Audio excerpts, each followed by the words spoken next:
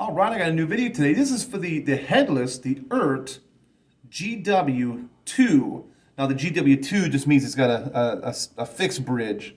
Now the GW-1s, the Eart GW-1 has a whammy bar and everything and stuff like that. So today we're going to do the GW-2. Of course, it's a headless guitar. Let me take this off so you can see it better and stuff. Let me run down the specs. I'm at Eart's actual website. Of course, the model is an Eart GW-2, which means, again, it's the fixed bridge. It's got a 25.5-inch scale length. You wouldn't think. When I first saw this in person, I actually got my tape measure out, like, wait a minute, is it really scale length? But it is. It's 25.5 scale length. The body's interesting, if you can see that. You can actually see if in person, you can see how you, like, it did like the clear coat, or it didn't go all the way through if they even used clear coat at all. Kind of weird. Like, you're looking at it at an angle, like right here. It's got holes in it. Like it up here, it's got holes in it and stuff. It's pretty cool. Now the body is called a roasted Padauk with poplar burl veneer. Really cool. And let's look at the back here. Well, let's look at the neck first. The neck is 5-piece roasted maple Padauk. And of course, they got the dot inlay. And this is a rosewood fretboard, of course. Let me scoot down and some more information here. It does have a bone nut on it, and it's really cool because they do have stainless steel, 24 fret medium jumbo stainless steel frets on that. Interesting. Of course, there's a bolt-on neck and stuff, which is pretty cool. And the pickups say that they're Eart custom covered classic 57 Alnico V humbuckers made in Korea. Now the pickup, we're going to play it here in a minute, but the pickups are okay. I think the neck pickup isn't real strong, but it's nothing to change out pickups, you know. It's not too bad. The bridge is called a fixed hardtail headless system, and if you don't want to mess with, you want to get one of these, you don't want to mess the whammy stuff, just go with the GW-2, these ones here. Of course, the neck finish is, of course, satin. The body finish, of course, satin. It doesn't have a real glossy finish on it, as you can see. It's not real glossy, very satin. You know. Let's see here.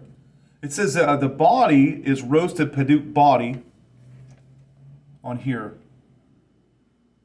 which is interesting. And I think that's all there is, because like I said, I'm just going right to the website. It is cool. It is stainless steel frets and stuff like that. So that's pretty cool. But let's go ahead and play it and see what we got here. Let's see. Let me see. Is that correct for the body? Roasted Padauk body. Yeah, roasted Padauk body on that. And then you have the 5-piece neck that I showed earlier. Which is cool. So let's jump into this. Go ahead and start as I always do. I have a PB Viper VIP, and I always have it on my 6505 setting. Let's go.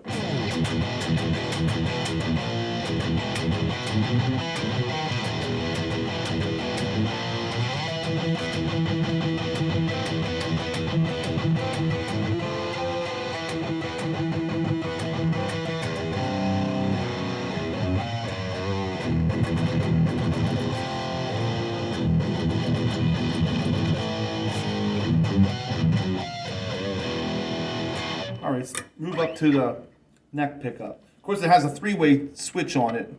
I'm just going to go full on to each pickup. Here's a neck pickup.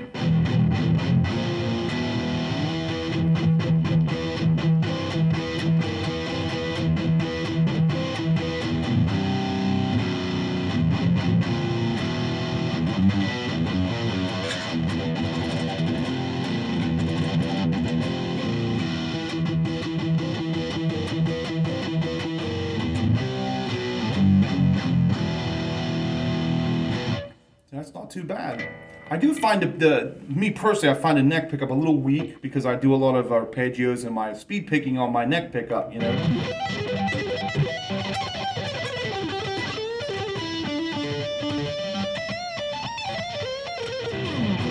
But if you play it, you might find, if you get one of these, you might find that it doesn't bother you at all. But when it comes to, a lot of people have asked me when they've seen this, they asked if you have to use a certain kind of string. Of course, there's the ball end here for the headless, and then no, you don't have to use like a double ball end, because I remember Steinberger had the double ball end stuff, and he had all that speed loader stuff. What a nightmare with the speed loader stuff. If you have a speed loader guitar, you can only have speed loader double ball or double bullet style end strings on it. And they don't even make those strings anymore, and everybody had a speed loader guitar, probably paid a lot of money for a lot of them, and they're just kind of worthless now. But this is not the case. Most headless guitars, especially the modern ones, headless guitars are getting more and more popular. I know that Carvin went out of business. They changed their name and started over. They turned into Kiesel, and Kiesel specializes mostly in headless guitars anymore because it's just more and more popular now. These go back to the 80s. I remember in the 80s they had a lot of headless basses and headless guitars and stuff like that. I mean, I've seen live shows of Eddie Van Halen playing a headless guitar before. So this is by no means a new idea. Headless guitars have been around for decades, but they've really been catching on all over again within the last 5 or 10 years. But originally I wasn't into the headless because, when you first play a headless, they're very strange because you're used to that headstock. It's just really strange. But actually getting used to these guitars are actually pretty cool. And Eart sells these you can get them on eBay, Amazon for around $350 to $400, around that area.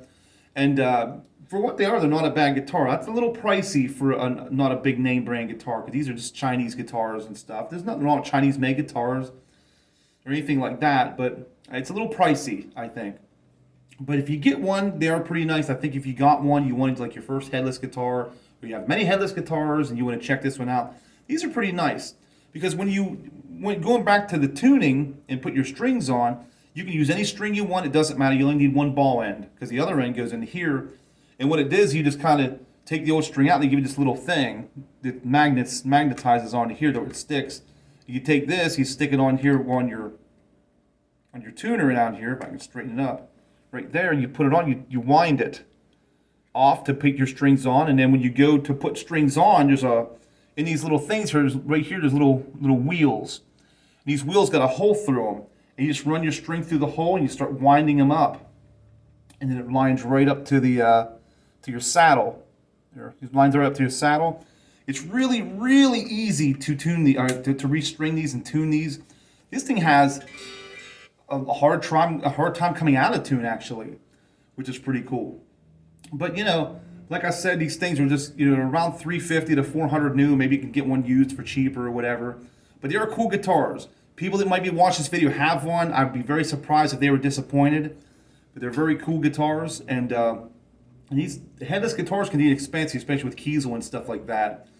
But I wouldn't be surprised over the years if like a big name brand, Jackson, Ibanez, and stuff like that might jump on this as well with the headless guitars. But this is a cool guitar. They sound good. 9 times out of 10, you're going to get a guitar like this. You're probably going to want to change out the pickups, and that's fine. There's nothing wrong with changing out pickups. But it is a cool guitar, and that's my review of the Eart the GN? Let me get this right, man. So many things with all these numbers. The GW-2. GW-2, of course, has a set, the fixed bridge, and the GW-1 has the Floyd Rose bridge. That's a view for now, and I'll talk to you later.